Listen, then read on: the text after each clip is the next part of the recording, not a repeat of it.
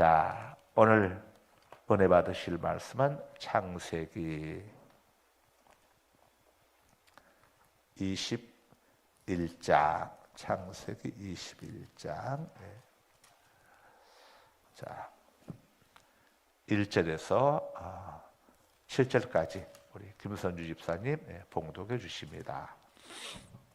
여호와께서 말씀하신 대로 사라를 돌보셨고 여호와께서 말씀하신 대로 사라에게 행하셨으므로 사라가 임신하고 하나님이 말씀하신 시기가 되어 노년의 아브라함에게 아들을 낳으니 아브라함이 그에게 태어난 아들 곧 사라가 자기에게 낳은 아들의 이름하여 이삭이라 하였고 그 아들 이삭이 난 지 8일 만에 그가 하나님이 명하신 대로 할례를 행하였더라. 아브라함이 그의 아들 이삭이 그에게 태어날 때에 100세라. 사라가 이르되 하나님이 나를 웃게 하시니 듣는 자가 다 나와 함께 웃으리로다.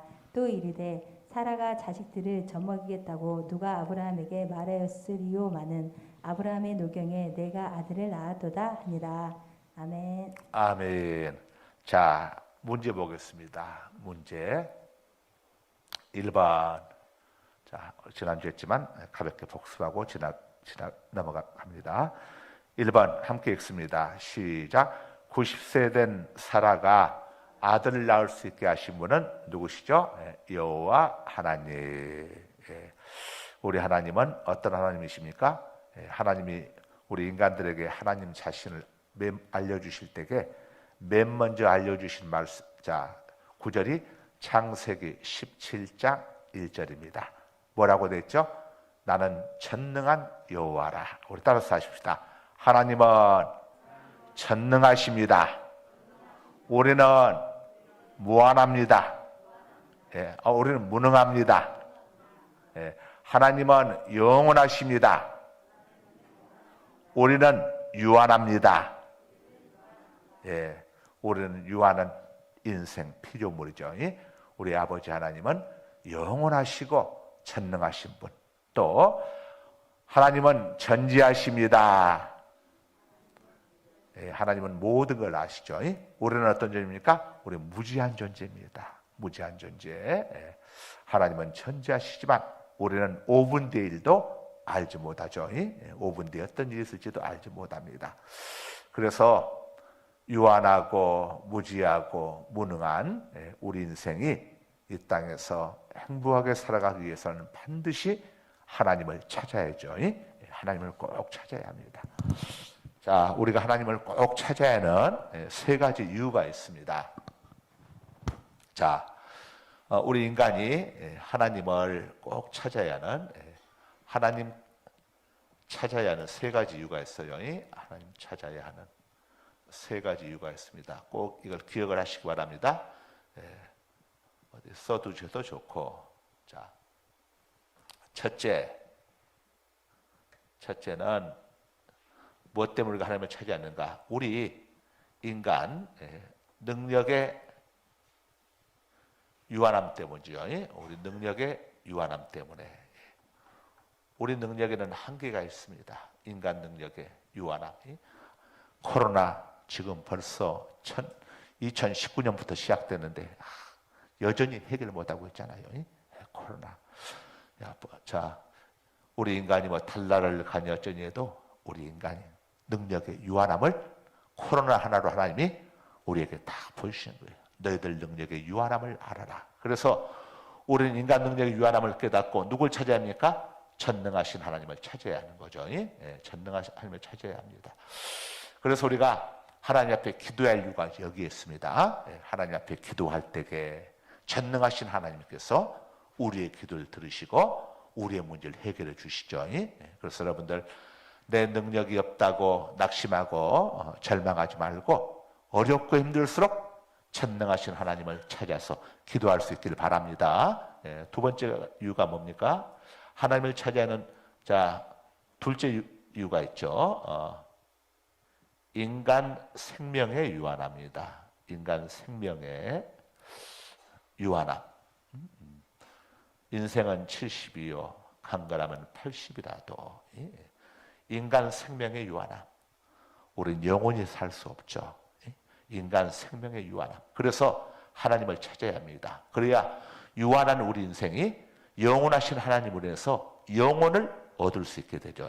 영혼을 영생이라고 합니다. 영생, 영혼, 영생을 얻을 수 있어요. 자, 예수님은 하나님이십니다. 예수님이 이렇게 말씀하셨죠. 요한복음 11장 25절 26절에서 나는 생명이요 그랬어요. 생명. 자, 무슨 말입니까? 예수님이 생명의 근원이다 이거죠. 영생의 근원이시다 이겁니다. 예수님을 믿으면은 우리에게 영혼을 주신다 이겁니다. 영생을 주신다는 거예요. 어떻게 우리가 유한한 우리 인생이 영혼을 얻고 영생을 얻을 수 있습니까? 하나님이 보내신 독생자 성자 하나님이신 예수님을 구주로 믿고 영접함으로 우리는 생명, 영생을 얻을 수 있습니다. 그리고 또 나는 생명이요 부활이니 그랬죠. 우리 몸이 죽어도 자 예수님을 믿는 사람들은 다시 살게 됩니다. 이게 부활이죠. 부활. 우리 몸이 다시 살게 돼. 언제 다시 살죠? 예수님이 이 땅에 오실 때.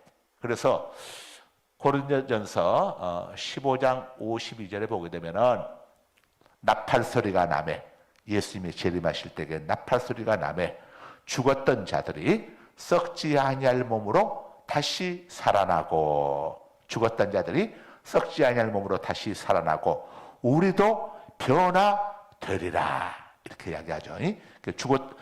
죽으셨던 분들이 먼저 부활을 합니다. 그때 부활의 몸은 부활체는 다시는 병들지 않고 늙지 않고 죽지 않는 몸이죠. 그리고 예수님이 오신 그때까지 살아있는 사람들이 있겠죠. 그들은 부활이 아니라 살아있기 때문에 뭐가 되죠? 변화가 됩니다. 변화가.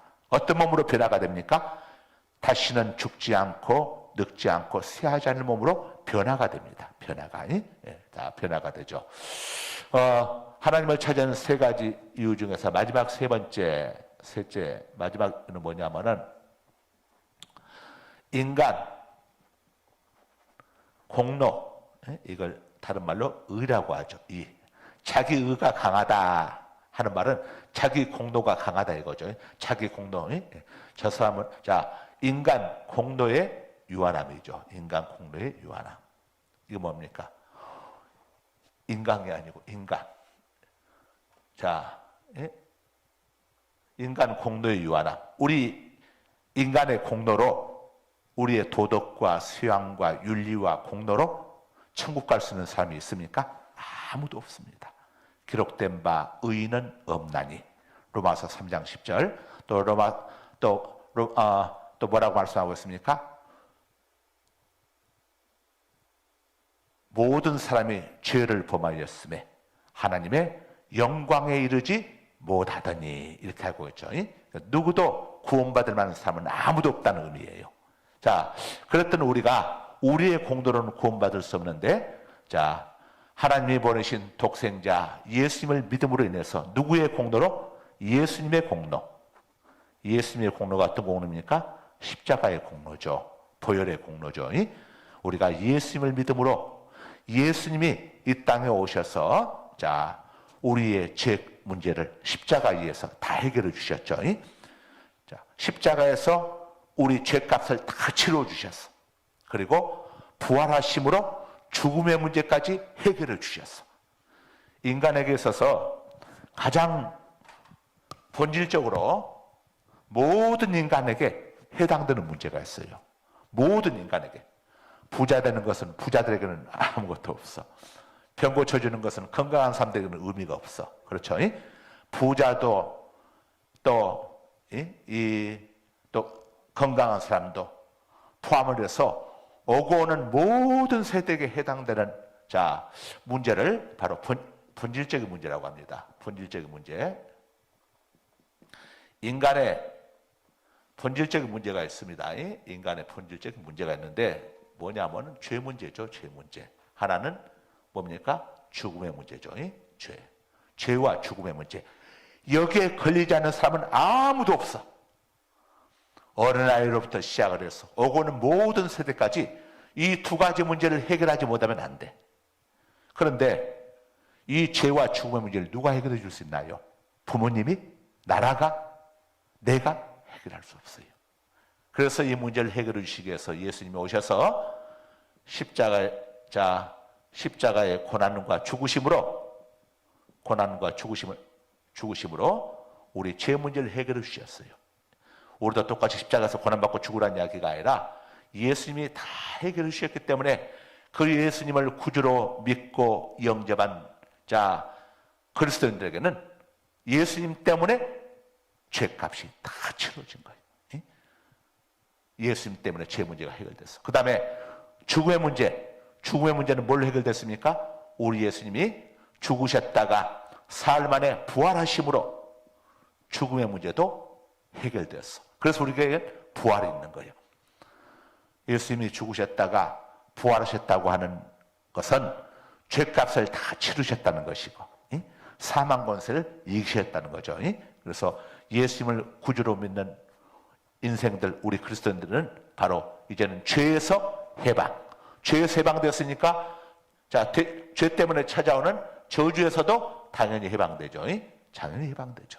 우리는 죄와 저주에서 해방되었고 죽음에서 해방되었어. 죽음에서 해방되었기 때문에 당연히 형벌에서도 우리는 해방을 얻었습니다. 그러므로 그리스도 예수 안에 있는 자에게는 결코 정죄함이 없나니 결코 형벌이 없나니 이는 그리스도 예수 안에 있는 생명의 성령의 법이 죄와 사망의 법에서 너를 해방하였습니다. 이렇게 성경이 말씀을 하고 있죠. 자, 과거에 시내산에서 모세가 하나님께로부터 율법을 받았죠. 그럼 율법을 받았습니다. 그 율법은 죄를 범하는 자는 다 죽는다고 하는 것이죠. 죄인은 다 죽으리라. 이게 바로 죄와 사망의 법입니다. 죄와 사망의 법. 죄인은 다 죽는다고 하는 것이. 자,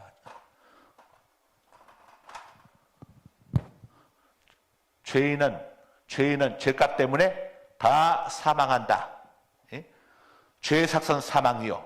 자, 이게 율법이죠, 율법. 이걸 죄와 사망의 법이라고 합니다. 죄와 사망의 법. 다른 말로 이걸 시내산에서 받은 율법이기 때문에 시내산의 법이라고 하죠. 그런데 자, 우리 예수님께서 이루신 법이 무슨 법이냐? 우리 예수님께서 이루신 법이 바로 생명의 성령의 법입니다. 생명의 성령의 법은 시내산의 법이 아니라 갈보리의 법이죠. 갈보리 산 위에서 예수님께서 이루신 법이죠. 이걸 갈보리의 법이라고 하는 겁니다. 그래서 이건 율법이 아니라 이걸 무슨 법이라고 하지? 은혜의 법이라고 합니다. 은혜의 법. 은혜의 법이죠. 바로 복음이죠. 복음. 죄인은 다 죽으리라. 이게 죄와 사망의 법. 율법, 시내산. 여기서 누구도 예외가 없습니다. 그런데 우리 예수님이 이제 갈보리에서 우리 예수님께서 못 박혀 우리 죄값을 다 치르심으로 인해서 누구든지 예수 믿으면 구원을 얻으리라. 이 새로운 법을 우리에게 주셨습니다. 이게 생명의 성령의 법입니다. 이게 바로 은혜의 법이죠. 이게 바로 복음인 거예요. 복음. 우리는 율법 아래 있는 사람들이 아니라 은혜의 법 아래 있습니다. 우리 그리스도인들은 죄와 사망의 법에 지배를 받는 게 아니라 생명의 성령의 법에 지배를 받죠. 우리는 시내산의 법이 아니라 예수님께서 주신 갈보리의 법 아래 우리는 있는 겁니다. 자, 예수님이 땅에 오신 것이 얼마나 우리에게 큰 축복인가, 우리가 예수님을 믿고 살아가는 것이 얼마나 큰 자산인가 하는 것을 알 수가 있습니다. 그래서 우리의 공로는 구원받을 수 없지만 예수님의 공로 때문에 우리가 구원을 얻게 되는 거예요. 내 힘으로는 미국 갈 수 없지만 미국행 비행기 올라타게 되면은 비행기가 데려다 주는 것처럼 우리는 예수 그리스도를 통해서 천국으로 우리는 들어갈 수 있는 것이죠. 그래서 요한복음 14장 6절에서 내가 곧 길이요 진리요 생명이니 나로 말미암지 않고는 아버지께로 올 자가 없느니라. 바꿔 말하자면은 내가 곧 길이고 진리고 생명이다. 나를 믿으면 누구든지 아버지께로 갈 수가 있다. 아버지께로 갈 수 있다 말은 천국으로 입성할 수 있다. 이런 말씀이죠. 자, 2번 봅니다. 2번 문제. 2번 문제 띄워주세요. 시작. 하나님은 어떤 능력으로 90세 된 사라가 이삭을 낳게 하셨나요? 자, 어떤 능력으로 했죠? 말씀의 능력. 말씀의 능력입니다. 자, 하나님의 약속은 반드시, 하나님의 약속은 뭐죠? 말씀이 약속이죠. 하나님의 말씀, 하나님의 약속은 반드시 성취됩니다. 자, 우리는 하나님의 약속을 믿고 하나님의 때를 인내로 기다릴 줄 알아야죠. 여러분 이제 지난 주간에 이번 주일까지 특세를 했습니다. 엊그제 주일이 이번 주일이죠. 주일부터 시작되니까 이번 주일이라고 하면은 항상 주일이 시작되는 겁니다. 이 특세 한 주간 동안 여러분들 기도하셨는데 이제 그것을 여러분들이 믿음으로 자 밭에다가 씨를 뿌린 것과 같습니다. 자, 농부가 밭에다가 씨를 뿌리면은 바로 이루어지는 게 아닙니다. 봄에 씨를 파종하게 되면은 가을이 돼야 수확을 거둘 수 있는 것처럼 우리도 자 우리가 믿음으로 이제 씨를 뿌렸습니다. 그렇다면은 그 열매를 맺으려면은 기간이 필요하겠죠. 기간이 필요합니다. 그래서 우리는 자 농부가 밭에다가 씨를 뿌려놓고 씨를 다시 거둬들인다든가 가서 막 밭을 그냥 이 회파한다든가 그렇게 되면은 씨가 자랄 수가 없겠죠. 이것처럼 하나님 앞에 여러분들이 믿음으로 씨를 뿌렸으니까 자 농부가 기임을 매주고 매고 또 이 들짐승이 침범하지 못하도록 이제 울타리를 쳐주고 보호하는 것처럼 이제 하나님 앞에 뿌려진 씨앗들을 우리가 지키고 보호해야 하는데 이 기도한 내용에 대해서 절대 포기하지 말고 기대감을 품어야 합니다. 아, 하나님이 가장 좋은 때 이루어 주시겠다고 하는 이런 생각들, 긍정적인 생각들을 품고 그다음에 부정적인 생각 품지 마세요. 긍정적인 말을 해야 써요. 부정적인 말하면 안 됩니다. 아이고 기도해봐도 소용이 없더라. 이런 말 큰일 나. 하나님이 다 들으십니다. 너희 말이 내 귀에 들린 대로 내가 너희에게 행하리니. 우리가 무심코 하는 말도 하나님이 다 들으시니까 우리는 입술을 잘 지켜야죠. 모든 지킬 만한 것 중에 내 마음을 지키라고 했는데 우리의 마음속에 있는 것들이 뭘로 드러납니까? 말로 드러나죠. 말로. 그래서 마음도 지키고 말도 지켜야 하는 거예요. 말도.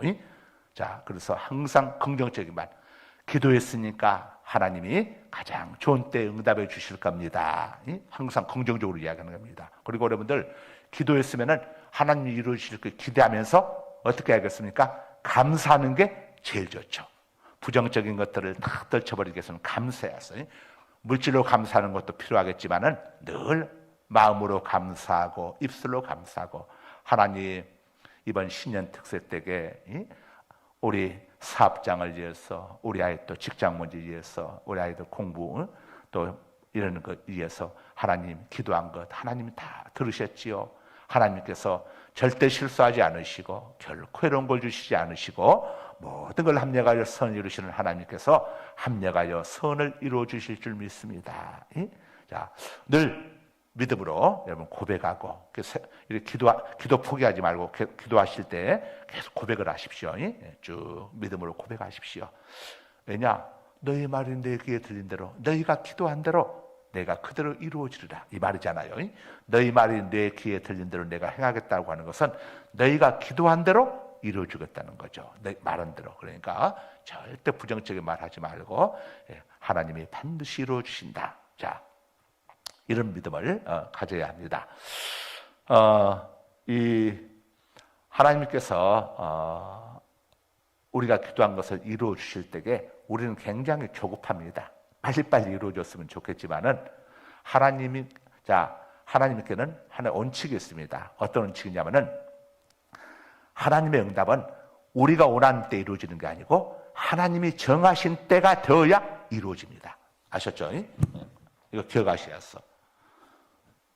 우리는 우리가 정한 때에 하나님이 응답해 주시기를 원하는데 하나님은 모든 것을 아시죠? 모든 걸 아세요. 그래서 우리가 원한 때 하나님이 응답해 주시는 게 아니라 하나님이 정하신 때, 갈라디아서 6장 9절에서 뭐라고 말씀을 하셨죠? 너희가 선을 행하되 낙심하지 말지니 중도에 포기하지 않으면은 때가 이름에 거두리라. 자, 기도도 선이죠. 너희가 기도할 때게, 여기 꼭 기도만 들어간 건 아닙니다. 자, 우리가 선한 일들, 어떤 뭐 여러 가지 또 선을 행하는 일도 다 포함되죠.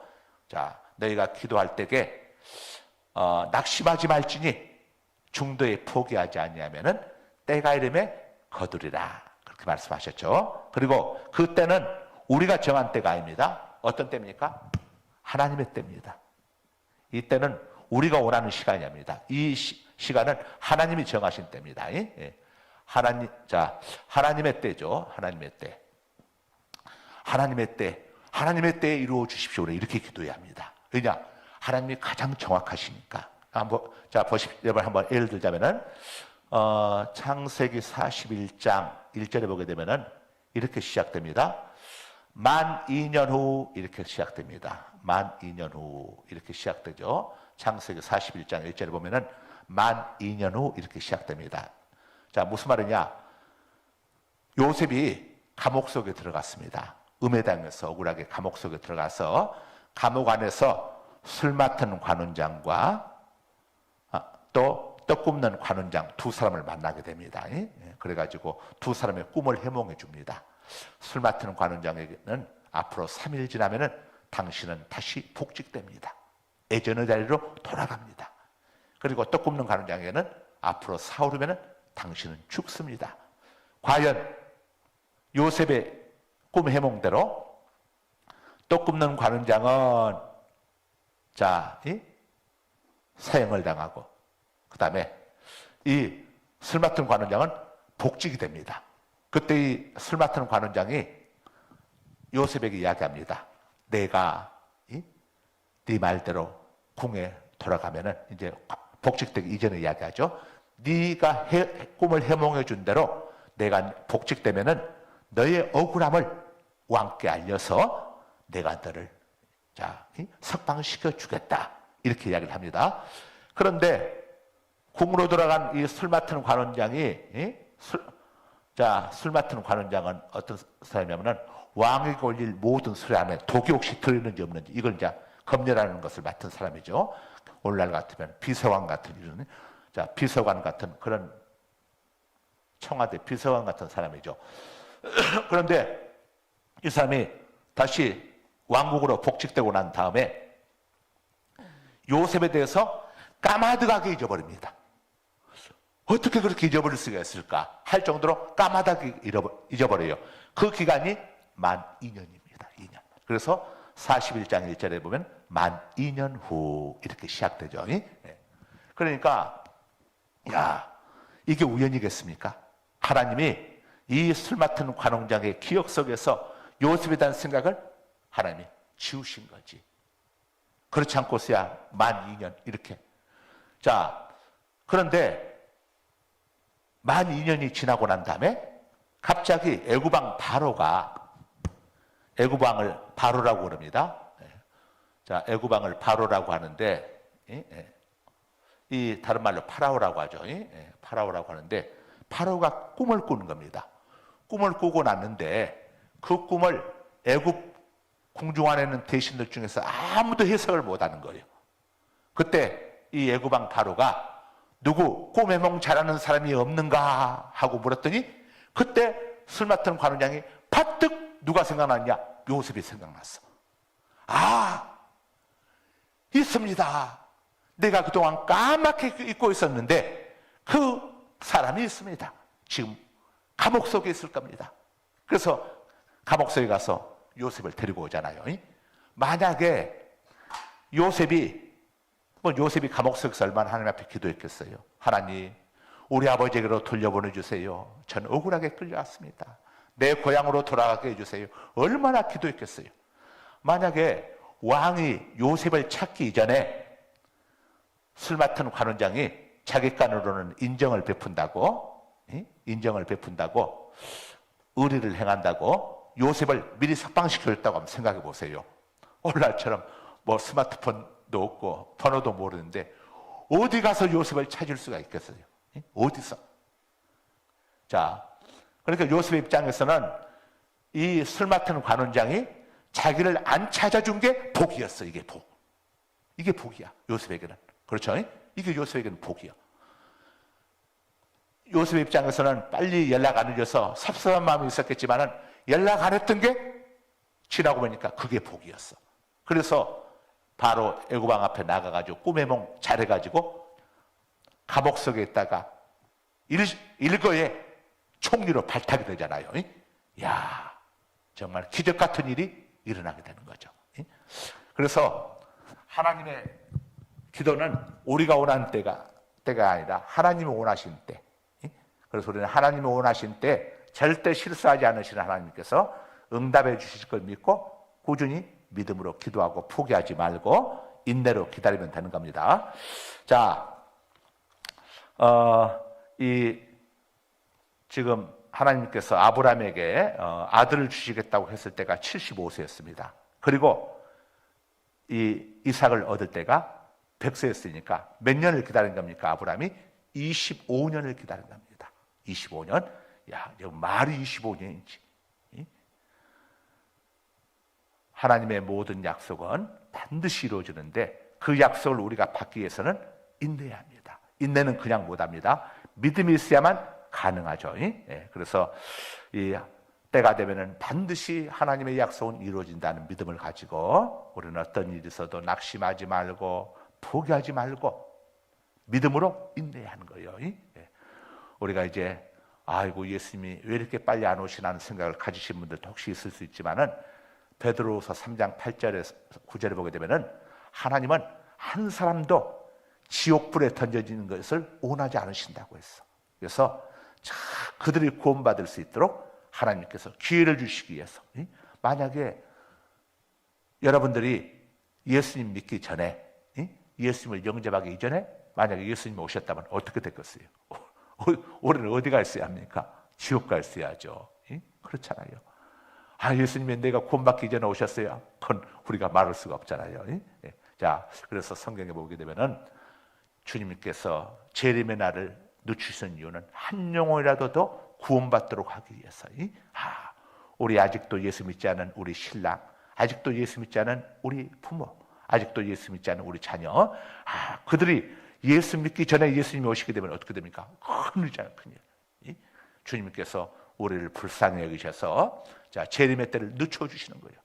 약속을 안 지키시는 것이 아니라 주님이 재림하시기 때문에 모든 것들이 끝나버리잖아요. 그래서 주님께서 우리를 불쌍히 여기사 기회를 주시고 있는 겁니다. 우리는 이 기회를 놓치지 말고 열심히 가족들 위해서 기도하고 또 복음을 전해야 합니다. 예수 믿어야 영원히 삽니다. 예수 믿어야 심판받지 않습니다. 예수 믿어야 지옥 가지 않습니다. 예수 믿는 것이 인생의 가장 중요한 일입니다. 우리가 예수 믿고 그 다음에는 하나님의 영광을 위하여 사는 것, 이게 우리 그리스도인들에게 가장 중요한 거죠. 첫 번째는 예수님을 믿어야 합니다. 예수님을 믿고 그 다음에는 우리가 어떻게 합니까? 하나님의 영광을 위해서, 하나님 기뻐하실 일을 위해서 살아가는 것. 자, 이게 우리 그리스도인들이 해야 할 가장 중요한 일이죠. 자, 3번 봅니다. 3번 문제 띄워주시고 시작. 이삭은 태어난 지 며칠 만에 할례를 행했나요? 며칠 만에 할례를 행했습니까? 8일. 누가복음 2장 21절에 보게 되면은 예수님도 8일 만에 할례를 행하시기 위해서 자, 성전을 찾아가죠. 할례를 8일 만에 행했습니다. 아마 이 8일 이 시기가 가장 아이들이 고통도 덜 받고 가장 이 시기가 적절한 시기인가 봐요. 자, 4번 봅니다. 4번. 아브라함이 이삭을 얻었을 때의 나이는 5번, 5절에 나오죠. 언제죠? 100세. 100세입니다. 100세. 다음에 자, 5절에 보면은 아브라함이 이삭을 낳았을 때 100세라고 되어 있고 7절에 보게 되면은 사라가 자식을 젖먹이겠다고 누가 아브라함에게 말했으리요라고 이렇게 말을 하고 있습니다. 그러니까 이것은 아브라함이 100세였을 때에 사라는 90세였는데 아브라함이나 사라나 두 사람 다 그들의 능력으로는 절대로 자녀를 낳을 수 없는 때였습니다.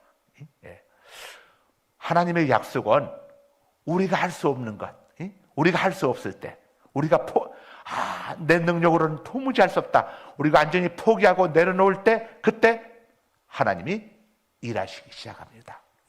우리가 하겠다고 막 깝죽대고 저기 하면은 하나님이 일하시지 않아요. 그냥 자기가 한 줄 알거든. 그래서 우리가 이건 도무지 내가 할 수 없다, 이렇게 우리가 내려놓고 포기할 그때 하나님이 일하시기 시작합니다. 그래서 인간의 절망이 있는 곳에 하나님의 희망이 시작되는 겁니다. 아셨죠? 한번 따라서 합시다. 인간의 절망이 있는 곳에 하나님의 희망이 시작됩니다. 하나님을 믿는 우리는 우리가 다 사람들이 포기하고 안 된다고 할 그때 우리는 하나님 앞에 기도하고 나아갈 때에 하나님이 이루어 주십니다. 왜 그렇게 할까요?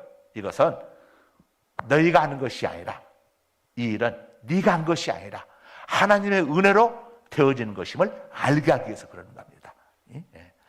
그래서 우리는 늘 겸손히 하나님의 은혜를 구해야겠죠. 아브라함이 13년 전만 해도 자녀를 생산할 능력이 있어가지고 하가를 취해가지고 이렇게 아들 낳았었죠. 그런데 이제 100세가 된 아브라함은 13년 전과는 완전히 달랐어요. 자녀를 생산할 남자로서의 능력을 완전히 잃어버렸습니다. 바로 그때 하나님께서 아브라함을 통해서 이삭을, 아브라함과 사라를 통해서 이삭을 주신 것은, 이삭이 바로 언약의 자손, 아브라함과 사라의 인간적인 능력으로 태어난 자식이 아니라 그들 인간적인 능력은 끝나버렸던 때였어요. 그런데 자식을 그들이 얻게 된 것은 하나님이 약속한 그것을 지키시기 위해서 그들에게 자식을 주셨다는 것을 알려주고 있습니다. 그래서 이런 바로 언약의 자손이다 그럽니다. 말씀은 자, 그 다음에 약속할 때 약자죠. 하나님의 말씀, 하나님이 말씀하신 대로, 하나님이 약속하신 대로 주신 자손이다 해서 언약의 자손이라고 합니다. 언약의 자손. 아브라함과 사라가 자기들 능력이 있었으면 하나님이 우리 힘으로 낳은 자식이지 무슨 하나님께서 주신 자식이냐 이렇게 했겠죠. 그들이 둘 다 누구도 자식을 낳을 수 없는 그런 상황 속에서 하나님이 약속하신 대로 이 이삭을 주신 겁니다. 이삭은 언약의 자손입니다. 언약의 자손. 그렇다면 하나님은 왜 아브라함을 처음에 75세 때 부를 당시에는 자손을 허락하지 않고 있다가 자녀를 생산할 수 없을 때가 되었어야 비로소 이삭을 허락하신 것일까? 여기에 대해서 히브리서 오늘 주석에서는 이렇게 설명을 달고 있습니다. 잘 들어보세요. 그것은 아브라함과 사라의 자녀 출산이 그들의 노력이나 능력의 결과가 아니라 오직 하나님의 은혜의 결과이며 그 자손이 하나님께서 허락하신 언약의 후손인 것을 명백히 하기 위함이었다. 생각해보라. 만일 아브라함이나 사라가 자녀를 생산할 능력이 있을 때 자녀를 허락하셨다면 과연 그들이 그 자녀 생산이 하나님의 은혜로만 되어졌다고 생각하겠는가? 또 자녀가 하나님께서 허락하신 언약의 후손이라고 생각하겠는가? 아마도 결코 그렇지 못할 것이다. 이에 하나님은 아브라함과 사라가 인간적인 노력이나 능력으로는 자녀를 생산할 수 없을 때, 그리고 그들이 오직 하나님만을 의지하며 자신의 무능함을 절실히 깨닫고 하나님의 은혜만을 간절히 사모할 때 자녀를 허락하여 그것이 하나님의 은혜의 결과임을 알게 하시는 것이다. 이러한 사실은 하나님의 역사가 때로는 인간의 노력이나 능력이 한계에 이르렀을 때에 임한다는 사실을 가르쳐주는 것이다. 이렇게 주석을 달고 있습니다. 그래서 하나님의 역사는 우리의 생각과 다르죠. 우리가 도무지 이성적으로 과학 상식적으로 불가능하다고 할 그때에 하나님의 역사가 시작됩니다. 그래서 자 보십시오. 하나님께서 이스라엘을 구원할 모세를 이 땅에 보내주실 때에 모세가 탄생할 때에 그때 애굽에 어떤 일이 있었습니까? 당시 애굽 왕 파라오가 어떻게 했습니까? 그 당시 모세가 태어날 당시에 히브리인들 이스라엘 백성들은 파라오 애굽에서 종살이 하고 있었습니다.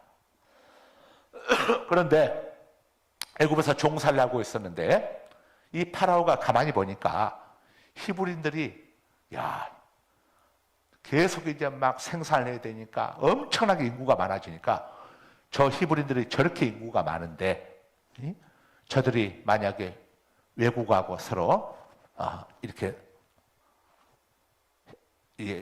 협력해 가지고 우리 애굽을 공격하게 되면은 우리가 큰일 난다.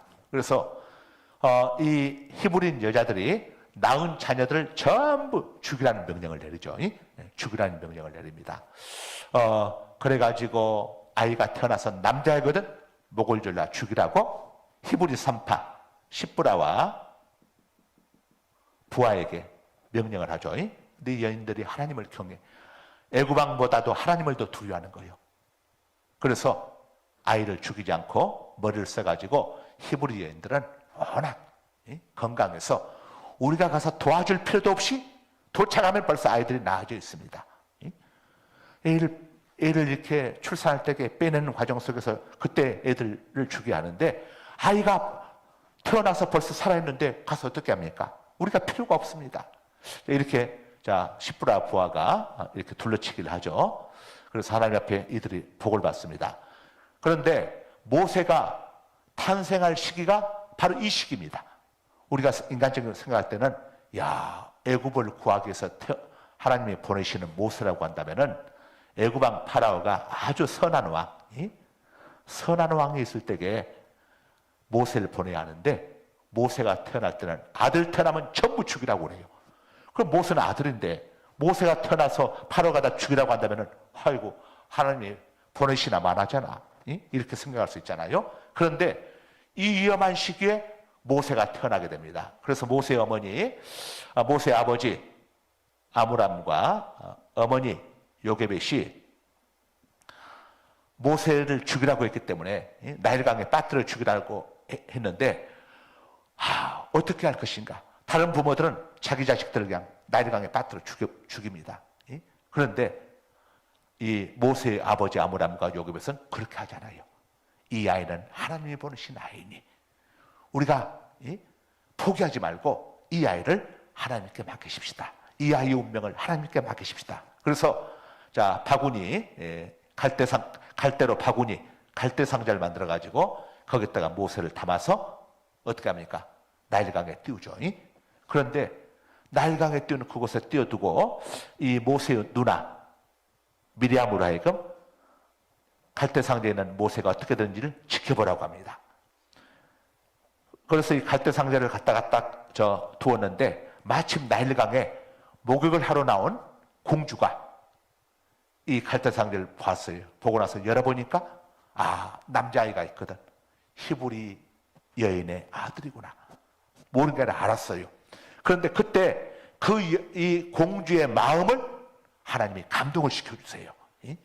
잠언 21장 1절에 보게 되면은 왕의 마음이 여호와의 손에 있으며 보의 물, 저수지의 물과 같이 여호와께서 마음대로 왕의 마음을 움직이시는도다. 이렇게 잠언 21장 1절에 기록하고 있죠.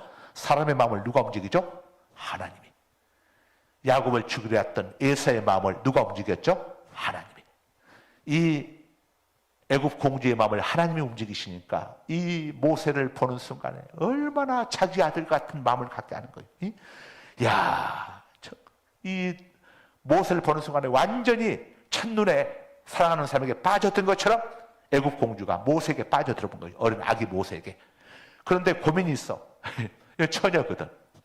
그러니 어떻게 이 아기를, 저 유모가 있어야 하는데, 그래서 유모를 어떻게 해야 하나 혼자 말처럼 하고 있는데 딱 숨어서 지켜보던 미리암이 쏜살같이 뛰어나가가지고 공주마마, 아기에게 유모가 필요하십니까? 제가 좋은 유모를 알고 있습니다. 공주가 조금만 생각하면은 이게 좀 수상하다 할 수 있는데 하나님이 그 마음까지도 간섭하셨어. 그래서 야 그래 안 그렇지 않아도 내가 유모를 찾고 있었는데 너 참 똑똑하구나. 좋은 유모를 소개해다오 했더니 미리암이 누굴 소개해줬어요? 어머니 요게벳을. 그래서 요게벳이 자기 아들을 자기 품에 키우면서 공주에게 매월 양육비를 받으면서 애국 군대의 보호를 받으면서 모세를 양육시키게 됩니다. 이게 전능하신 하나님의 능력이에요. 야, 도무지 있을 수 없는. 그런데 이런 일을 통해서 하나님께서 기가 막히게 가지고 이 애굽 공주의 마음을 하나님께서 움직이심으로 인해 가지고 공주의 보호 아래 요게벳이 마음 편하게 자기 아들을 애국 군대가 오고 누가 오더라도 이 아기를 다 죽이라고 하는데 이 아기를 하느냐?